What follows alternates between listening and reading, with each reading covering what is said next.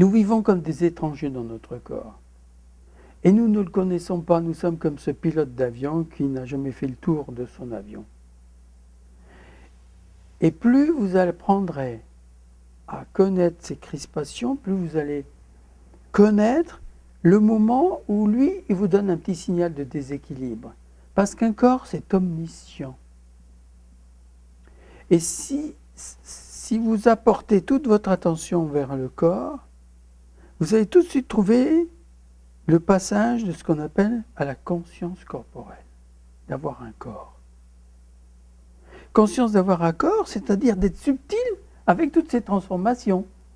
Mais plus vous êtes subtil avec ces transformations, plus vite vous allez découvrir quand il y a un déséquilibre, quand vous n'allez pas bien, quand vous êtes contrarié. Parce que qu'est-ce qui compte pour nous tous?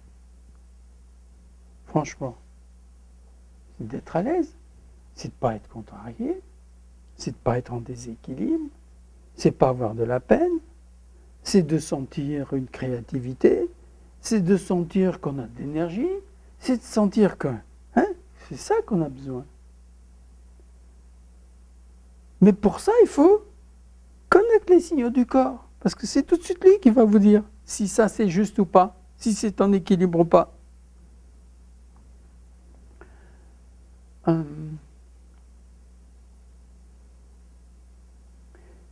Plus vous serez en accord avec votre corps, vous allez trouver que le corps a une vibration. Ce n'est pas seulement des muscles, ce n'est pas seulement de la matière, c'est un corps d'énergie, c'est un corps de conscience.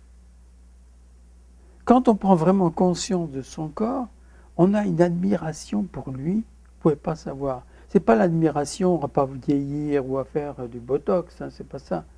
C'est une admiration pour ce qu'il est comme il est. Cheveux ou pas de cheveux, grand ou pas, petit, gros ou maigre. On a une admiration, comme quand on est amoureux, on admire sa compagne, on admire son corps.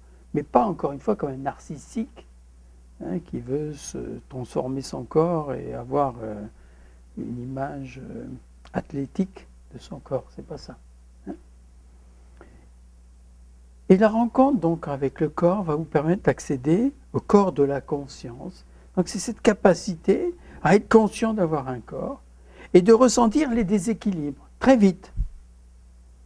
Et si vous ressentez les déséquilibres, vous allez pouvoir ajuster tout de suite en vous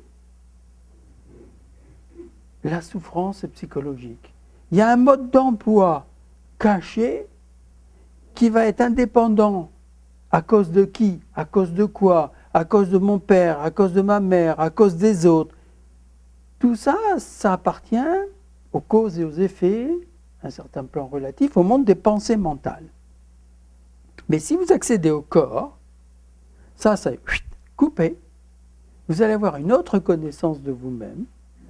Et cette autre connaissance va vous ouvrir les oreilles, va vous ouvrir les yeux, va vous ouvrir les sens, et va vous permettre de retrouver cette atmosphère d'unicité, comme je vous parlais tout à l'heure, d'être en lien avec le tout. Et le mode d'emploi va venir automatiquement. Vous allez communiquer différemment avec les autres. Vous allez avoir des nouvelles bases de communication avec les autres et une nouvelle base de communication avec nous-mêmes, avec vous-même.